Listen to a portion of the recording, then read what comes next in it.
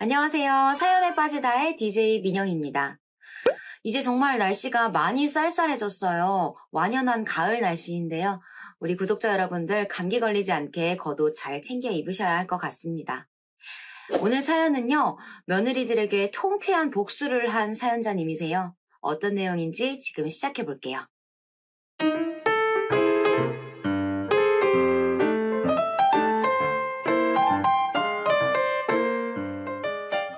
안녕하세요. 저는 서울에 사는 50대 후반 여자입니다.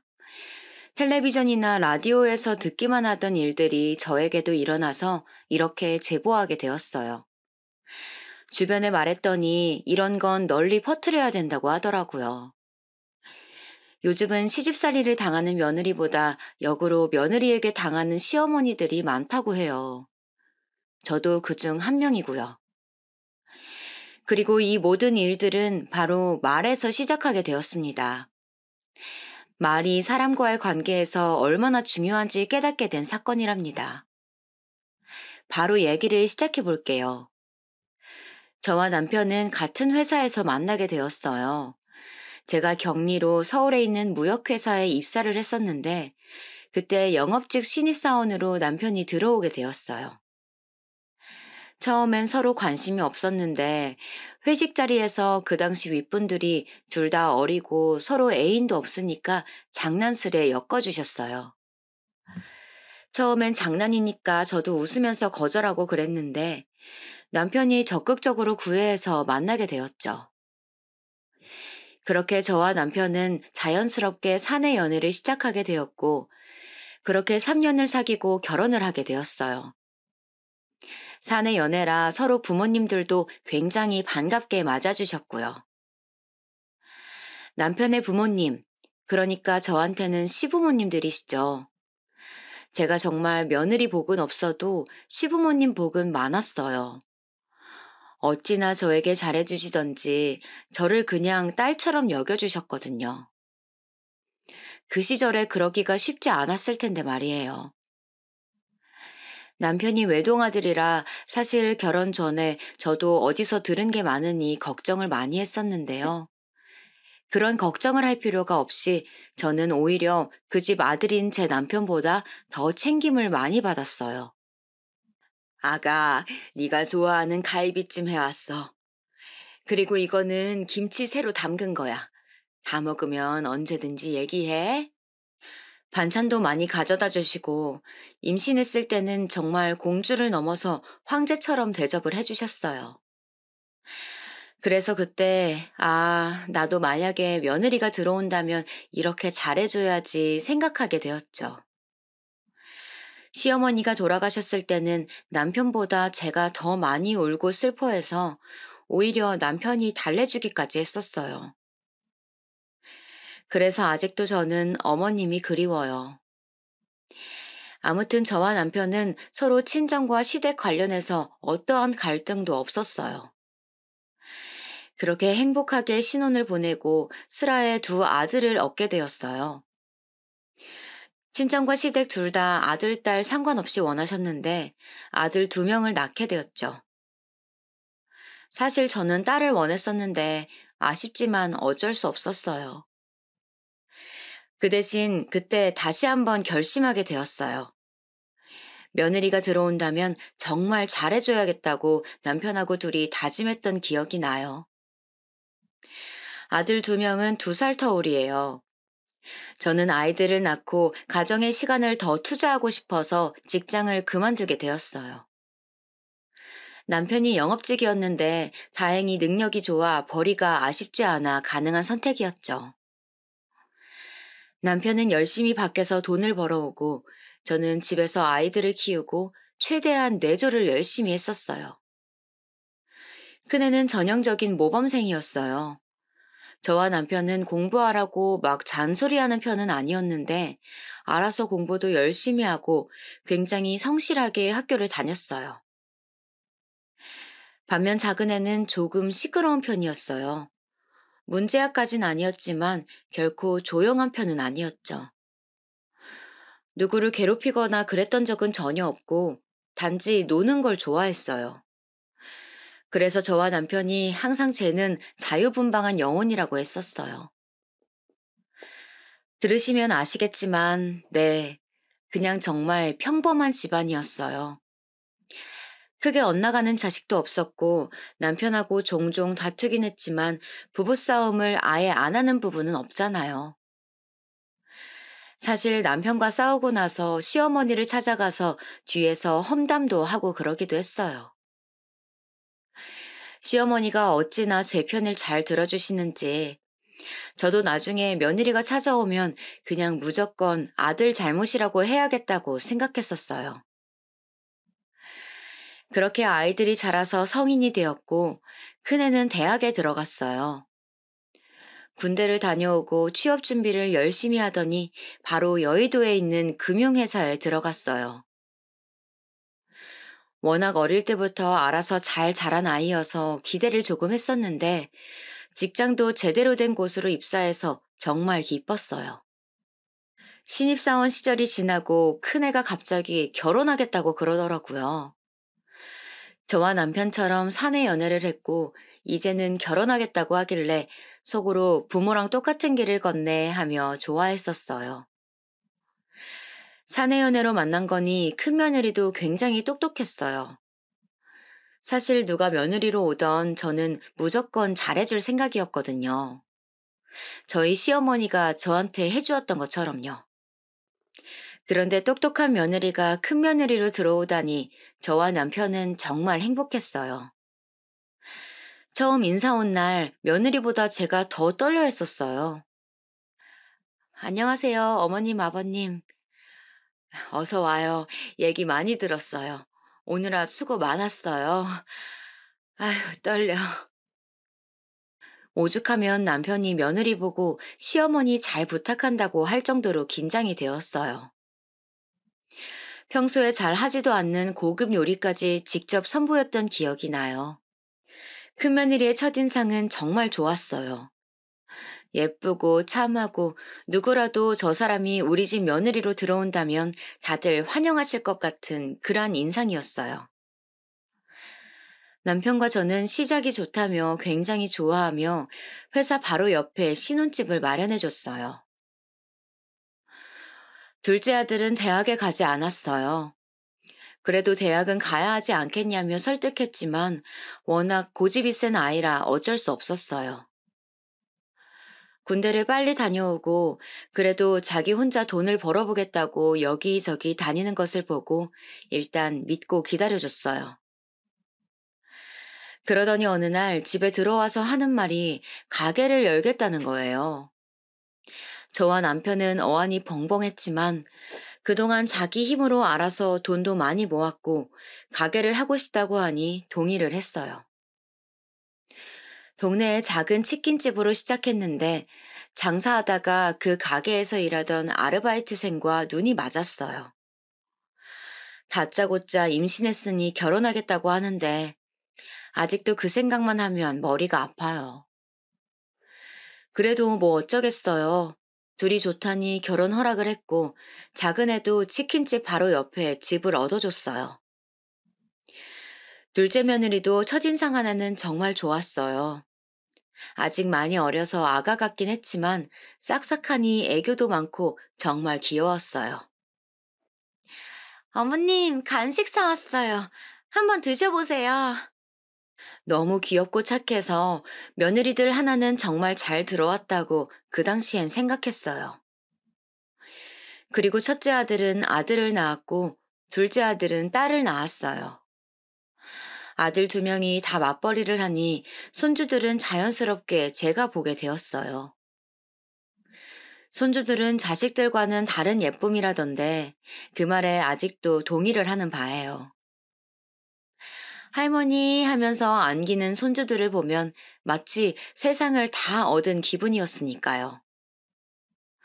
그러나 예쁜 것과는 별개로 힘들기도 했어요. 확실히 체력이 예전 같지는 않더라고요. 그래도 아들 내외들이 돈 버느라 고생하는데 제가 해줄 수 있으니까 최선을 다했어요. 애들 유치원 갔다 오면 밥도 먹이고, 아프면 병원도 데려가고, 놀이터에도 매일 데려갔어요. 그렇게 손주들이 자라 초등학교에 들어가자 더 이상 봐주지 않아도 되었어요. 이렇게 두 아들을 다 결혼시키고 손주들도 다 자라고 나니 뭐랄까 굉장히 해방감이 들었어요. 그동안 아이들 키우면서 저 자신을 잃어버린 느낌이었는데 다 키워서 결혼까지 시키고 나니까 인생에서 해야 하는 숙제는 다 한 느낌이 들었어요. 그 기분은 남편도 똑같이 느꼈다고 해요. 서로 정말 가정에 충실했고 후회가 남지 않게 정말 최선을 다했기 때문에 오히려 찜찜함이나 서운함 없이 오로지 후련함이 남았던 것 같아요. 결혼 생활 중 남편과의 관계는 적당히 싸우며 서로 의지도 많이 했었어요. 사람이 나쁜 사람은 전혀 아니었으나 성향은 좀 달랐어요. 그렇게 저는 이제 정말 저를 위한 인생을 살고 싶어졌어요. 동시에 남편도 그동안 일하느라 고생했으니 이제 본인을 위한 인생을 살았으면 좋겠다고 생각했어요. 긴 얘기 끝에 남편도 저도 서로 이제 자기 인생을 살아보자고 합의했어요. 여보, 정말 엄마로서 너무 수고 많았어. 이제 당신 인생 살아. 당신도 정말 가정에 충실했었잖아. 우리 진짜 잘 살았어. 서로 고생 많았다고 칭찬도 해주고 아들들을 불러 길게 얘기도 했어요. 엄마와 아빠는 서로를 위해 남은 인생을 각자 멋있게 보내자고 합의했다고 하니 아들들은 처음에는 놀랐으나 나중에는 축하한다고 하더라고요. 그렇게 남편과는 합의해서 이혼하게 되었어요. 요즘 말하는 조론이라고 하죠. 네, 조론을 하게 되었어요. 법원에 가서 서로 얼굴을 붉히며 소송을 하거나 그러진 않았고 정말 마음이 맞아 합의 이혼하게 되었죠. 저희는 이혼은 했지만 서로 그래도 안부는 꼬박꼬박 주고받았어요. 명절이나 생일 같은 기념일엔 서로 연락해서 축하도 하고 안부도 물었어요. 오히려 떨어져 사니까 반가운 마음도 들더라고요. 아니, 오히려 더 친해진 것 같았어요. 당신 요즘 어떻게 지내? 나는 요즘 등산에 빠졌어. 그래서 친구들하고 등산 다니는 재미에 살아. 등산? 아주 좋지. 나는 낚시에 관심이 많았잖아. 아예 길게 날 잡고 낚시 다녀. 맞아. 당신 낚시 광이었잖아. 잘 됐네. 서로 따로 사니까 오히려 취미 생활도 응원해주게 되더라고요. 저는 저대로 아주 재미있는 인생을 살게 되었어요. 등산도 다니고 친구들과 오래 여행도 했어요. 친구들이 남편 허락을 받느라 죽는 줄 알았다고 하소연을 하면서 저를 부러워하기도 했어요. 무엇보다 혼자 살게 되니 제가 무엇을 좋아하고 싫어하는지도 알게 되었어요. 그동안 남편과 아들 두 명의 입맛에 맞춘 요리만 했었었는데 제가 좋아하는 요리도 실컷 하고 집에서 뜨개질도 하고 혼자 아주 즐거운 생활을 했죠. 그리고 여행도 자주 다녔어요. 그동안 집안 행사 때문에 길게 가지 못했었는데 혼자서 여행을 다니며 새로운 세상에 눈을 떴어요. 세상은 제가 생각했던 것보다 훨씬 크고 넓더라고요. 혼자 다니는 게 지치면 친구들과도 다녔어요. 같이 여행을 다니는 것은 또 다른 재미더라고요. 그리고 이렇게 행복하게 알아서 잘 사는 게 아들 내외들에게도 훨씬 좋은 영향을 준다고 생각했어요. 왜냐하면 명절이나 생일 때 굳이 다 함께 안 만나도 되니까요. 제가 시부모님들 정말 좋아했던 것과 다른 의미로 시댁 행사들이 부담스러웠던 적은 꽤 많았었기 때문에 누구보다 며느리들을 이해할 수 있었어요.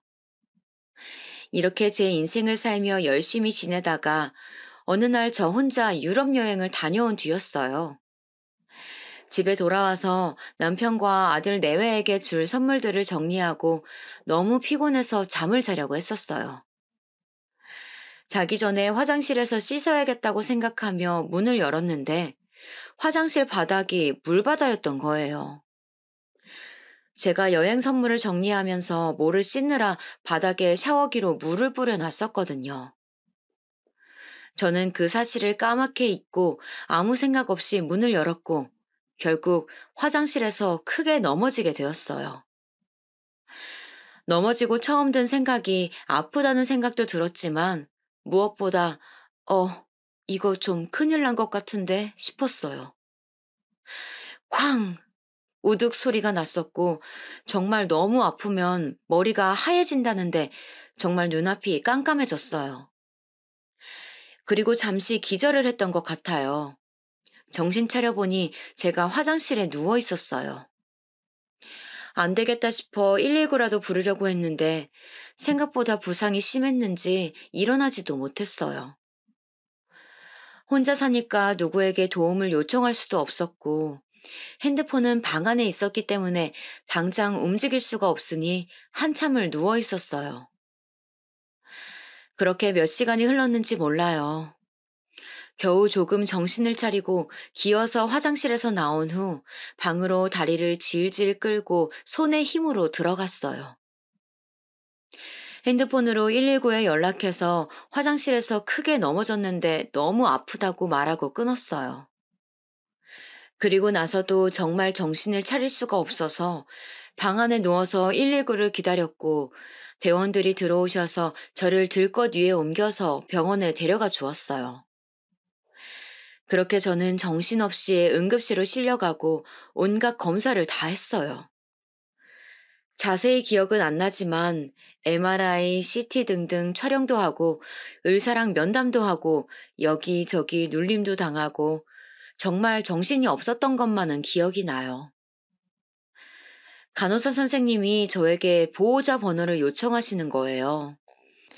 남편을 말할까 생각도 했었지만 이혼도 했고 그때엔 별일이 아닌 줄 알아서 큰아들의 전화번호를 얘기해 주었어요. 그러고 나서 진통제를 맞고 저도 모르게 잠이 들었던 것 같아요.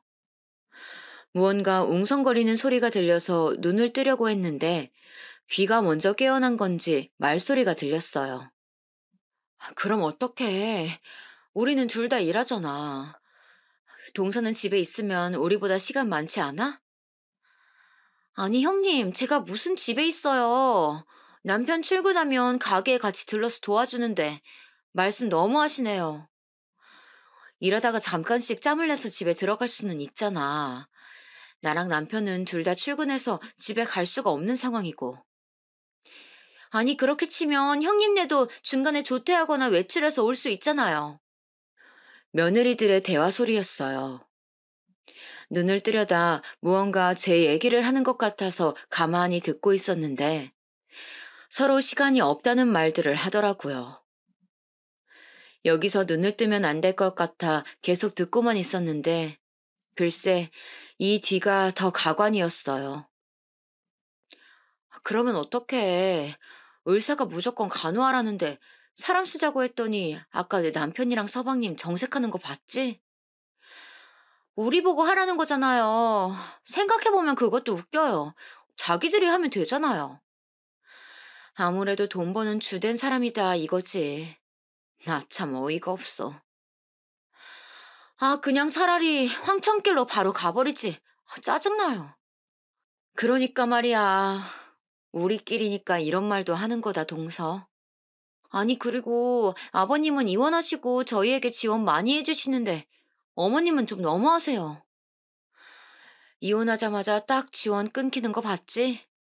정말 노인네가 어쩜 저렇게 욕심이 많니? 그러니까요.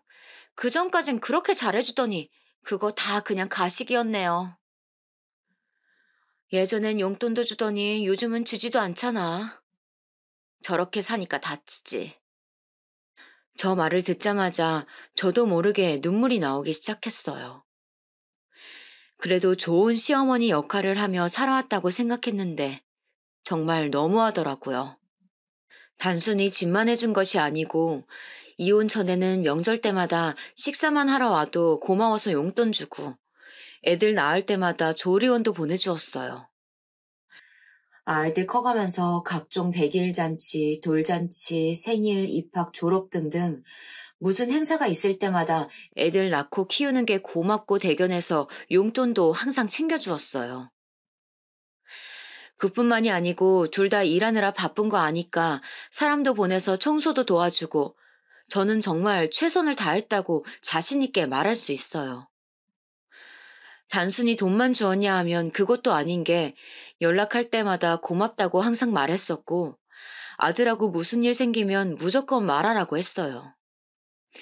실제로 며느리들이 싫은 소리 하면 제가 나서서 아들들한테 뭐라 잔소리를 했고 며느리들한텐 아들 몰래 용돈도 주며 기분 풀라고 해주었어요.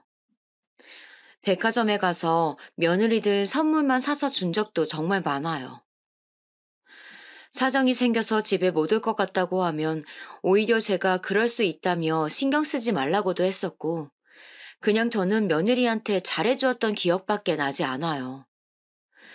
그런데 저렇게 대놓고 황천길로 가라는 소리를 듣자 갑자기 눈물이 나오는 거예요. 그리고 이혼하고 지원해주지 않은 것은 할 만큼 충분히 해주었기 때문이에요. 그동안 그리고 조리원 비용이나 용돈을 꼬박꼬박 받아갔으면서 어떻게 저런 말을 할 수 있는 건지 배신감도 들었어요. 시어머니랑 며느리의 관계라서 그런 걸까요? 아무리 그래도 사람 대 사람으로 저러면 안 되지 않을까요? 반대로 저는 용돈 한 번 받아본 적이 없어요. 하물며 제 생일 때에도 제가 와주어서 고맙다고 용돈을 주면 주었지 받아본 적은 없는데 저런 말을 들으니 기가 찼어요. 그리고 마지막으로 제가 손주들까지 봐주었었는데 어떻게 저럴 수가 있을까요? 자기들 일하느라 바쁘다고 저한테 용돈도 주지 않고 손주들을 맡겼었는데 정말 너무 슬펐어요.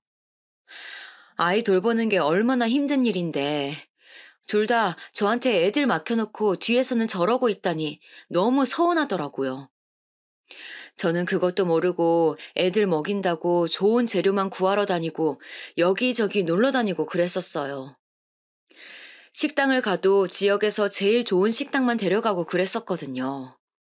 놀이공원도 심지어 손주들은 자기 엄마 아빠보다 할머니 할아버지랑 간 기억이 더 많다고 할 정도였어요. 그리고 저런 대화를 한두 번 해본 게 아닌지 정말 둘이 아무렇지 않게 제 욕을 하더라고요. 제가 충격으로 계속 눈물을 흘리고 있는데도 다행인지 뭔지 며느리들은 저렇게 얘기하며 자기들끼리 깔깔대느라 제 쪽은 쳐다도 안 봤던 것 같아요. 전혀 모르고 있더라고요. 그렇게 너무 속상한 마음을 가진 채로 가만히 누워 있었어요. 물론 그 순간 눈을 뜨고 일어날 수도 있었지만 그런다고 며느리들이 했던 말이 없어지는 것은 아니니까요. 정말 서러워서 이걸 어떻게 해야 하나 생각만 하고 있었어요. 한참을 그러고 있자 간호사가 들어와서 제가 깨어났는지 확인하더라고요. 그때 자연스럽게 일어난 척을 했어요. 어머님, 괜찮으세요? 너무 걱정 많이 했어요. 얘기 듣고 너무 놀라서 하던 일도 멈추고 바로 왔어요. 어머님, 꼬리뼈에 금이 갔대요. 엄청 아프실 텐데, 몸은 좀 어떠세요? 의사 말로는 정말 통증이 심할 거라고 했어요.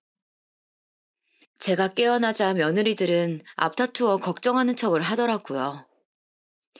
이미 대화를 들어버려서 속마음이 어떤지 너무 잘 아는데 정말 가증스러웠어요. 그러면서 또 슬프더라고요.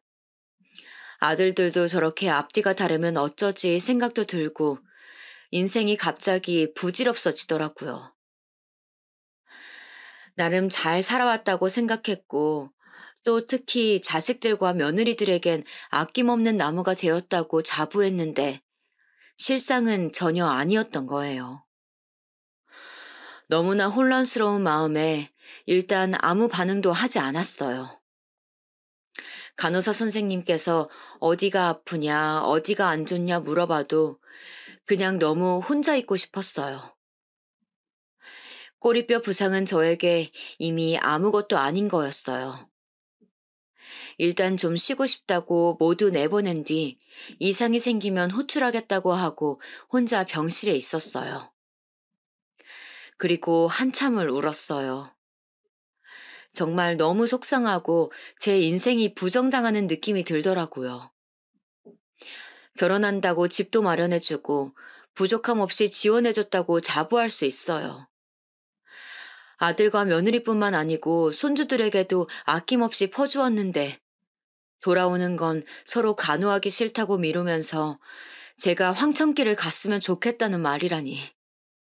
어둠 속에서 하염없이 울다가 이렇게 사는 게 무슨 소용인가 생각이 들었어요. 차라리 앞에서도 제가 싫다고 티를 내줬으면 좋겠더라고요. 저는 정말 며느리들이 저런 생각을 가지고 저를 대하고 있다고는 생각조차 해본 적이 없어서 더 슬펐던 것 같아요.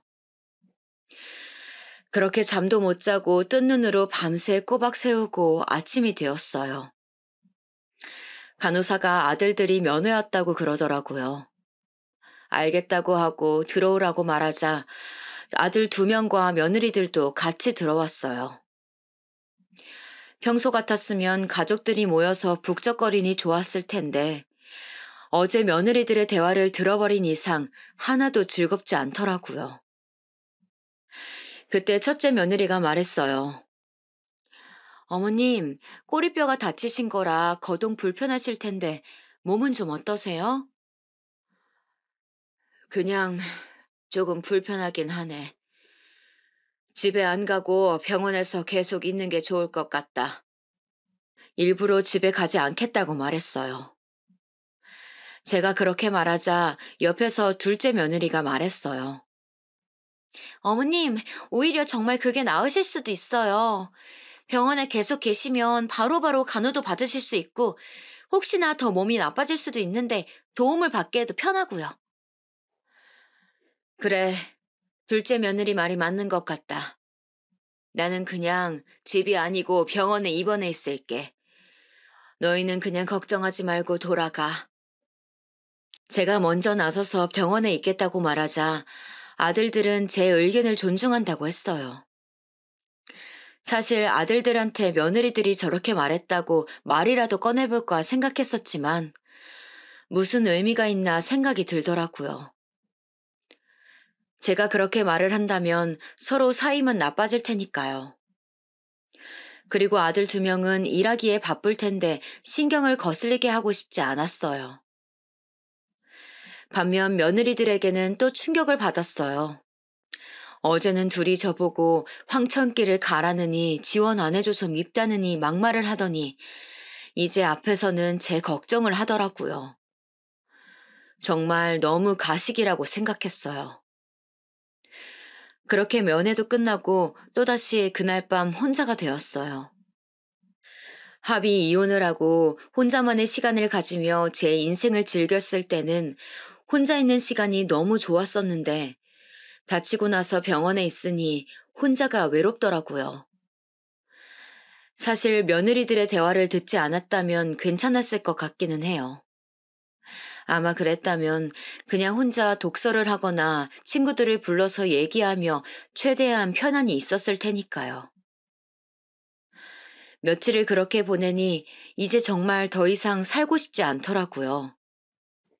처음에는 그냥 아파서 병원이 갑갑해서 그런가 보다라고 생각했었는데 어떻게 된 게 시간이 갈수록 며느리들의 대화가 머리에서 떠나질 않더라고요.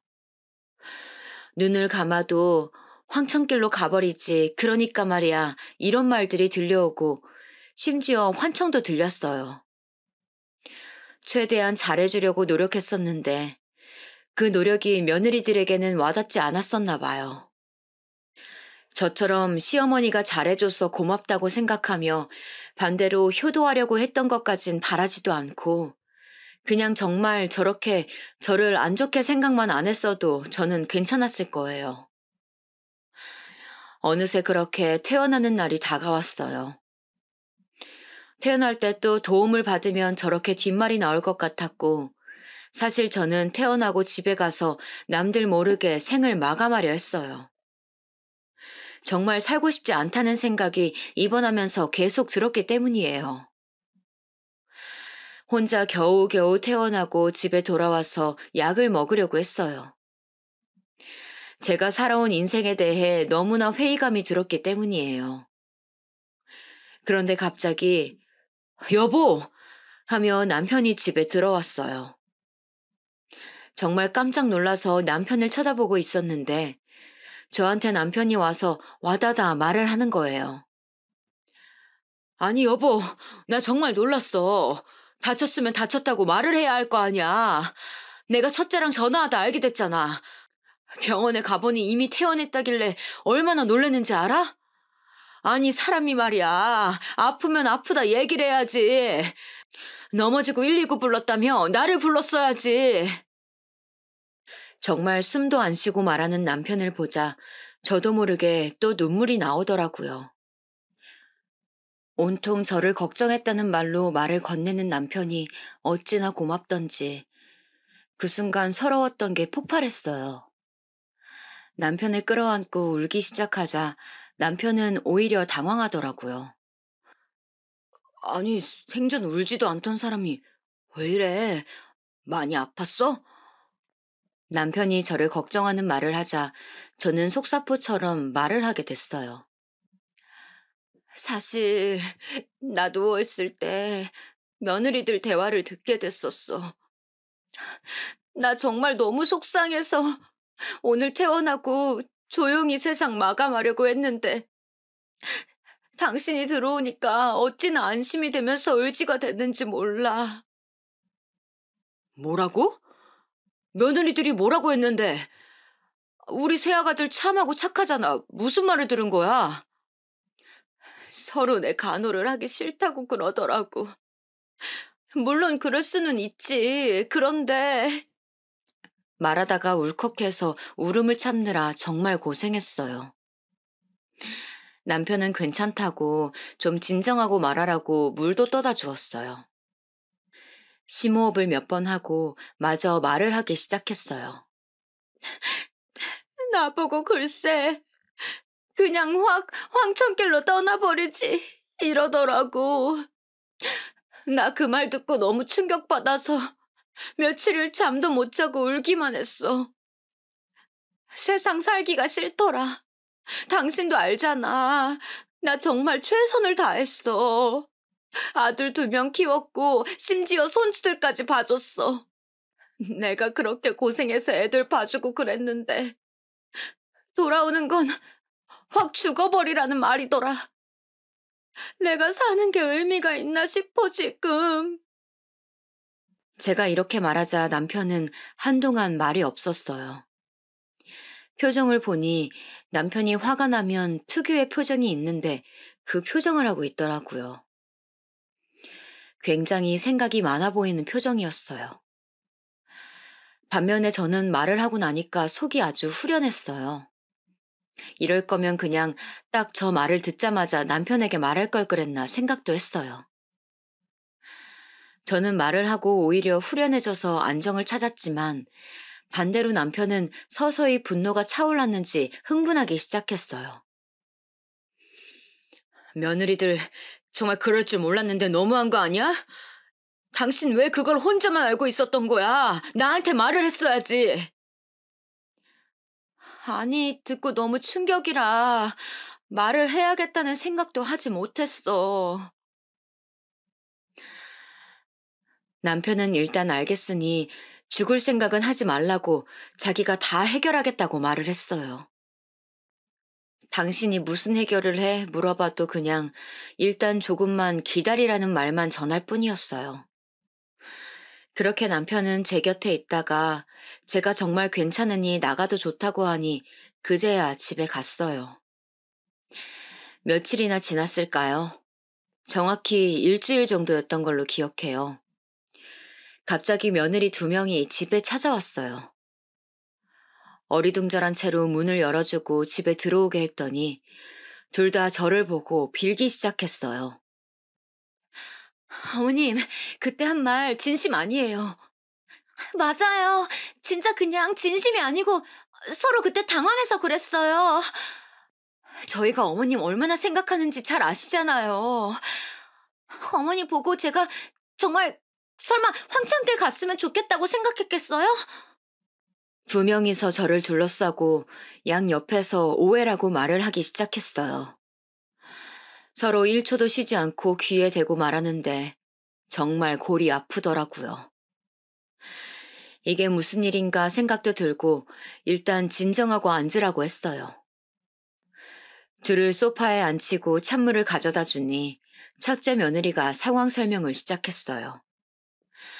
알고 보니 남편이 저에게 그 말을 듣고 두 며느리를 불렀다고 해요. 그런 말을 한 게 맞냐고 했더니 처음엔 둘 다 부인했으나 저에게 말을 다 듣고 왔다고 하자 인정을 했다고 해요. 그러자 남편이 어떻게 그럴 수 있냐며 배은망덕하다고 화를 냈다고 해요. 그러면서 신혼집으로 해준 지금 그 집 명의가 남편으로 되어 있는데 절대 명의 이전을 해주지 않겠다고 했대요. 거기서 더 나아가 저희 손주들이 지금은 둘 다 미국에서 유학하고 있거든요. 그런데 그 비용을 저도 몰랐는데 남편이 다 대고 있었다고 해요. 괘씸해서 손주들 유학 비용도 앞으로 더 못 준다고 말하고 며느리들에게 이제 볼 일 없을 거라고 말했다고 해요. 며느리들은 그 말을 듣자마자 저에게 바로 온 것이라고 하더라고요. 아들들은 알고 있니? 아직 몰라요. 만약 알게 된다면 저 정말 이혼당할 수도 있어요, 어머님. 어머님, 저 정말 진심 아니었어요. 한 번만 봐주세요. 제 마음 아시잖아요. 이제야 진심이 아니었다고 저에게 며느리들이 빌기 시작했어요. 나중에는 둘 다 약속이라도 한 듯 울기 시작하더라고요. 애들 유학비 만만치 않아요. 이대로 정말 귀국해야 할 수도 있어요. 이제야 겨우 적응하기 시작했는데 이대로 돌아오게 만들 수는 없어요. 어머님, 제가 잘못한 거지 애는 잘못 없잖아요. 제발요. 갑자기 찾아와서 사람 손을 쏙 빼놓더니 이제 울기 시작하는 며느리들을 보니 저도 혼자 생각하는 시간이 필요해졌어요. 예전 같았으면 우는 며느리들을 보고 안쓰러워서 일단 이유 불문하고 달래기라도 했을 텐데 확실히 정이 떨어졌는지 그냥 집에 돌아가라고 말이 저절로 나오더라고요. 그리고 제가 손주들에게 약한 것을 정말 잘 아는지 손주들 얘기를 저에게 하더라고요. 결론은 저 때문에 손주들이 조기 귀국할 수도 있으니 남편에게 말을 잘해달라 이 말 아닌가요? 제가 바보도 아니고 어떻게 의도를 모르겠어요. 일단 집에들 가라. 나는 더 이상 할 말 없으니 남편하고 얘기 잘 해보렴. 사실 저는 정말 할 말이 없기는 했어요. 제가 남편 보고 지원을 끊으라고 말한 적도 없고 그건 남편의 선택이고 또 남편의 돈이잖아요. 그러니 정말 남편하고 얘기해야 한다고 생각했던 건데 며느리들은 완강했어요. 정말 누가 보면 제가 가해자로 알 정도로 애처롭게 빌기 시작하더라고요. 잘못한 사람들은 며느리들인데 우는 사람도 며느리들이었어요. 정말 어처구니가 없더라고요. 나가라고 해도 나가질 않으니 제가 할 수 있는 것은 남편에게 전화하는 것이었어요. 여보, 당신이 며느리들 보고 뭐라고 한 것 같은데 지금 우리 집에서 둘이 울고불고 난리야. 나가라고 해도 말을 듣질 않아. 어떻게 좀 해봐. 뭐라고? 정말 정신들을 못 차렸네. 바꿔봐. 남편 전화를 며느리들에게 들려주자 며느리들은 더 난리가 났어요. 아버님! 하면서 둘이 우는데 정말 너무 시끄럽더라고요. 일단 내 집에서 나가주었으면 좋겠어. 그리고 돈 관련해선 남편하고 얘기하렴. 이렇게 다시 말하니 며느리들은 마지못해 일어났어요. 그렇게 둘이 집에 가고 저는 머리가 아파서 혼자만의 시간이 필요해졌어요. 남편에게 연락해볼까 생각했지만 너무 갑작스럽게 일어난 일들이라 일단 그냥 안정이 필요했어요. 그런데 다음 날에 첫째 아들에게서 연락이 왔어요. 어머니, 몸은 좀 어떠세요? 그냥 조금씩 아프긴 하지. 무슨 일 있니? 아들은 전화로 하긴 좀 그렇다고 퇴근하고 찾아오겠다고 했어요. 알겠다고 대답하고 집에서 쉬면서 생각했어요. 아마 제 생각엔 와서 분명 돈 얘기를 할 것 같았어요. 아니나 다를까 첫째는 집에 와서 밥을 먹고 하는 말이 용서를 해달라는 말이었어요. 집사람 말을 들어보니까 경솔하긴 했더라고요. 정말 죄송해요, 어머니. 아들이 죄송하다 하는데 그 자리가 너무 불편했어요. 첫째 아들은 계속해서 말을 하기 시작했어요. 저도 아내한테 엄청 뭐라고 했어요. 실망도 너무 많이 했고요. 그런데 말 들어보니까 황천길로 갔으면 좋겠다는 말은 재수 씨가 했다고 하더라고요. 어머니도 들으셨으면 기억하시죠? 저는 어안이 벙벙했어요. 사실 그 말을 누가 했는지는 중요하지 않았어요. 그냥 그때 며느리 두 명이 제가 눈을 감고 있는 동안 저런 대화를 나누고 있었다는 것이 충격이었지. 누가 어떤 말을 했는지는 정확히 기억도 나지 않아요. 첫째 며느리가 그랬는지, 둘째 며느리가 그랬는지 중요한 건 아니라고 생각했어요. 아니, 아들. 너는 그게 누가 말했는지 중요한 거니? 내가 그 상황에서 그런 대화를 들었다는 게 중요한 거 아니야? 아들은 당황하기 시작했어요. 아니, 어머니. 제가 아내에게 들을 때에는 자기는 그냥 동조만 했다고 하더라고요.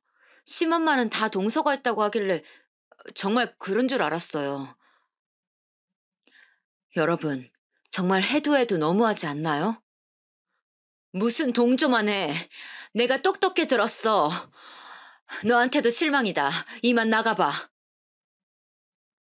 저도 모르게 아들에게 소리를 질렀어요. 딱 보니까 첫째 며느리가 여우처럼 아들에게 자기 잘못은 없다고 했던 것 같더라고요. 자기는 동조만 했는데 집도 증여 못 받게 생겼고 아들 유학 비용도 앞으로 못 받게 생겼다고 첫째 아들을 막 조종했던 것 같아요. 첫째는 워낙 어릴 때부터 순하고 착해서 이런 말에 잘 넘어가거든요. 첫째 며느리가 똑똑해서 좋았었는데 저렇게 아들을 쥐어잡고 있을 거라고는 생각하지 못했어요. 아니, 알고는 있었지만 이 정도로 사람이 앞뒤 다르게 행동할 줄은 몰랐어요. 이렇게 안 그래도 화가 나 있는 상태였는데 둘째 아들에게도 연락이 오는 게 아니겠어요? 엄마, 늦은 밤 연락해서 미안해요. 내일 점심 같이 먹어요. 이것들이 쌍으로 입을 맞추고 차례로 연락을 하는 건가 생각이 들었어요. 왜? 너도 와서 둘째 며느리는 억울하다고 하려고? 저도 모르게 말이 사납게 나왔죠. 에이, 엄마 무슨 말을 그렇게 섭섭하게 해요. 그냥 아들이 엄마 보고 싶어서 그러지. 둘째 아들은 워낙 애교가 많아서 이런 식으로 눈구렁이처럼 잘 빠져나가는 것을 알고 있었지만 제가 애초에 자식에게 워낙 약하다 보니 알겠다고 하고 끊었어요. 그리고 다음날 둘째는 둘째 며느리와 같이 집에 찾아왔어요. 어머님, 어머님이 좋아하시는 망고 사왔어요. 드셔보세요. 엄마, 이것도 선물이에요. 둘째 아들네는 대놓고 제 기분을 풀어주려고 애를 쓰더라고요. 그래봤자 제가 이미 목적을 알고 있으니 제 표정은 좋지 않았어요. 제가 반응이 없자 둘은 당황한 듯 보였어요. 엄마, 나도 이미 집사람한테 얘기 들었어요. 내가 그거 듣고 너무 깜짝 놀랐다니까요. 그래서 너무 화가 나서 대판 싸웠어요. 이 사람도 내가 얘기 들어보니까 많이 반성하고 있대요. 그리고 사실 형수가 나서서 주도했다고 하더라고요. 저 말을 듣자마자 저도 모르게 코웃음이 나왔어요. 며느리들 둘이 말을 맞춘 걸까요? 다들 자기 탓이 아니라고 저러는데 정말 어이가 없었어요. 어제도 말했지만 누가 먼저 주도했고 누가 어떤 말을 했는지 중요하니? 중요한 건 둘이 같이 나를 험담하는 대화를 했다는 것이고 내가 그걸로 인해서 상처를 받았다는 거야. 제가 강하게 나가자 둘째 아들과 며느리는 눈에 띄게 당황했어요. 지원을 앞으로 끊겠다고 한 것은 너희 아빠니까 아빠한테 가서 직접 말하렴. 안 그래도 아픈 사람 집에 찾아와서 이게 못들하는 짓이니? 저도 모르게 둘째네에게 쏴붙이고 돌아가라고 말하고 방으로 돌아왔어요. 저는 며느리들의 대화를 듣고 너무 충격을 받아 며칠을 잠을 못 자고 마음고생을 했었잖아요. 마지막엔 너무 속상해서 목숨을 끊으려고까지 생각했었고요. 그런데 며느리들은 저렇게 괘씸하게 아들들을 깨어내어 자기 잘못 아니라고 쏙 빠지려고 하다니 그걸 보는데 정말 복장이 터지더라고요. 동시에 남편에게 정말 고마운 마음이 들었어요. 그러면서 아니 언제 저렇게 지원해주고 있었는지 웃음도 나오더라고요.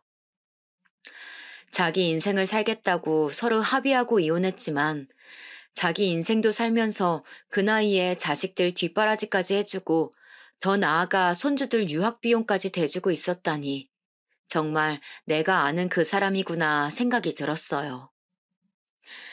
가정에 충실했던 것은 누구보다 잘 알지만 그게 지금까지 손주들한테까지 저러고 있을 줄은 정말 꿈에도 몰랐었거든요.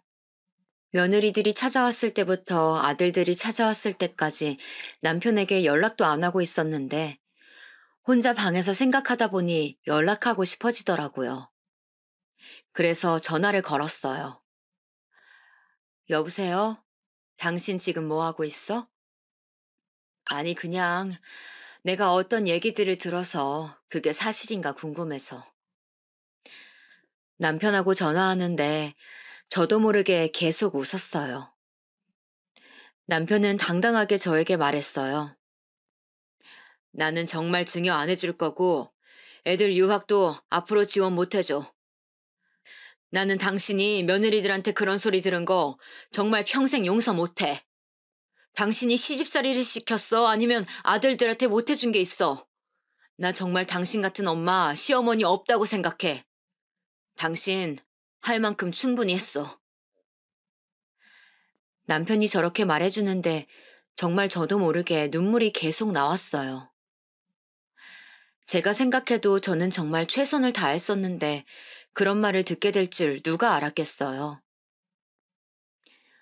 돈은 당신 돈이니까 지원을 더 해주고 말고는 당신 뜻에 달렸지. 당신이 하고 싶은 대로 해. 그렇게 전화를 끊고 목욕을 하는데 그럼에도 불구하고 내 편은 남편뿐이구나 생각이 들었어요. 이혼했어도 저를 가장 잘 알고 저를 많이 생각해주는 것은 남편이었어요.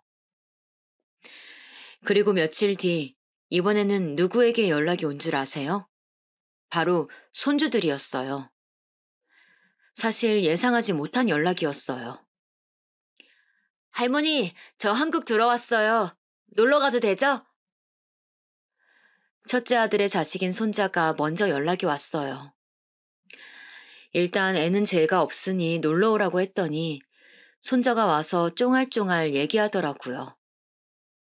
첫째 손자도 첫째 아들처럼 애가 참 순한 편인데 얘기하는 것을 들어보니 첫째 며느리가 가서 어떻게 얘기하라고 시킨 것 같았어요.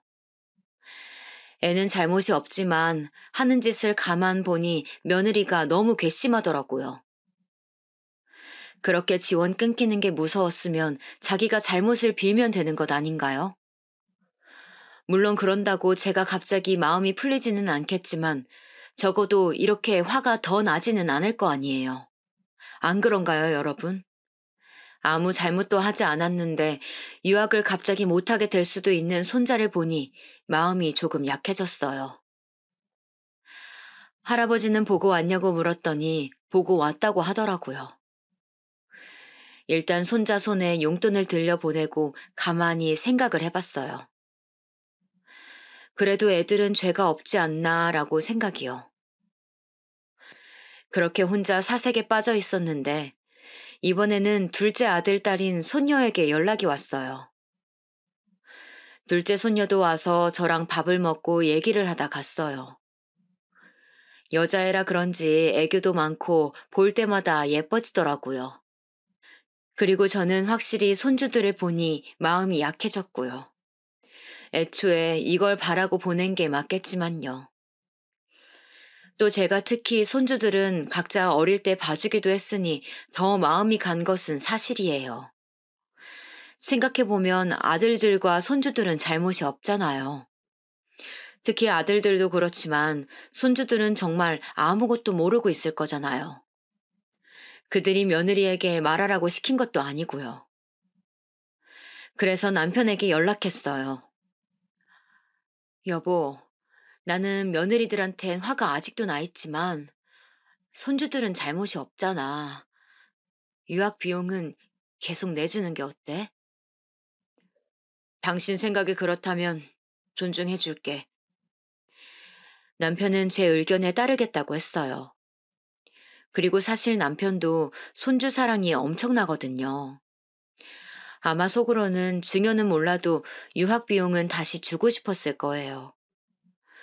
손자, 손녀만 생각하면 자다가도 일어나서 맞이해주는 인간이었으니까요. 그러나 며느리들이 괘씸해서 집 증여는 못 해주겠다고 하더라고요.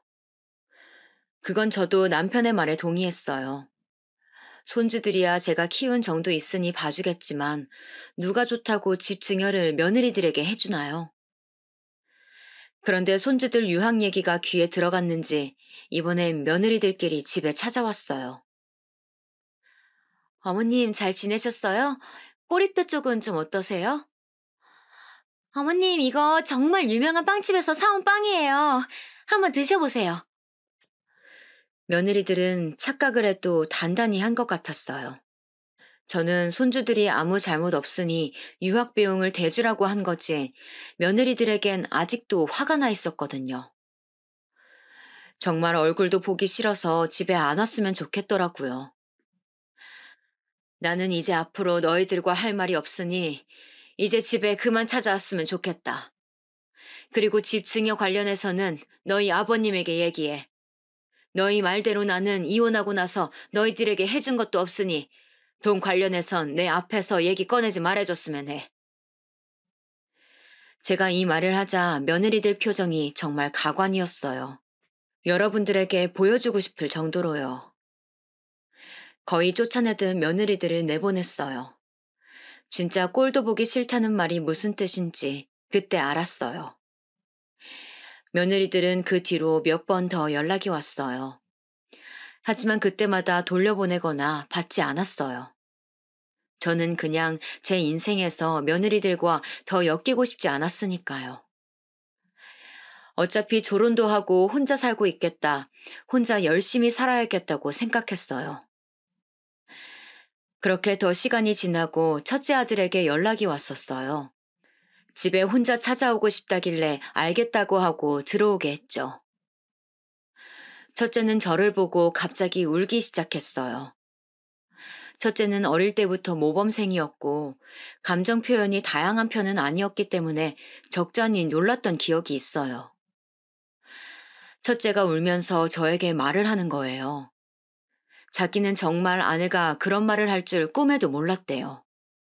그러면서 자기도 너무 충격을 받아서 진지하게 이혼 생각도 하고 있다고 하더라고요. 물론 첫째 며느리는 이혼은 무슨 말이냐고 합의 이혼은 절대 안 해줄 거라고 할 거면 소송하라고 했다네요. 어머니, 저는 정말 몰랐어요. 아들한테도 아내가 그냥 가서 적당히 달래주라고 하길래 그렇게 심한 말을 한 줄은 몰랐어요. 제가 저런 사람과 살고 있었다니 회의감이 드네요. 우는 첫째를 보고 마음이 약해졌던 것은 사실이에요. 첫째가 진지하게 저에게 저런 사람과는 더는 못 살겠다고 하더라고요. 그러면서 자기가 오히려 뒷담화를 가볍게 생각했던 것 같다고 죄송하다고 하더라고요. 이혼은 제가 하라 마라 할 수 있는 문제가 아니어서 그건 네가 알아서 하라고 말했어요. 그렇게 첫째 아들을 돌려보낸 후 첫째 며느리에게도 연락이 왔어요. 진지하게 할 말이 있다고 하길래 저도 집에 오라고 했죠. 와서 하는 말이 정말 진심으로 죄송하다고 하더라고요. 자기가 말 한마디 잘못했다가 집도 증여 못 받고 아이 유학도 중도 포기할 뻔했고 이혼당하게 생겼는데 처음에는 억울한 마음이었다고 해요. 그렇지만 곰곰이 생각해보니 자기가 잘못한 게 맞다 하더라고요. 자기가 받은 것도 많은데 염치 없이 그런 말을 했다고 진심으로 잘못을 빌길래 저도 마음이 약해졌어요. 제 남편과는 얘기해봤냐고 했더니 자기는 이제 집은 증여 못 받아도 되니 어머니 마음만 풀리셨으면 좋겠다고 하더라고요. 진심으로 반성하는 모습을 보니까 저도 마음이 약해졌어요. 그래서 집으로 돌아간 뒤 남편에게 연락해서 말을 전했는데 남편은 그래도 증여는 못 해주겠다고 하더라고요. 제가 이유를 물어보니 한 번 그랬던 사람이 두 번 안 그러겠냐고 하더라고요. 틀린 말은 아니고 또 돈도 애초에 남편 돈이니까 그건 당신 마음대로 하라고 했어요. 첫째 아들에게도 연락해서 내 마음은 다 풀렸다고 이혼은 네가 원하는 방향으로 알아서 하라고 했어요. 나중에 들은 사실인데 둘이 정말 진지하게 별거도 했다고 하더라고요.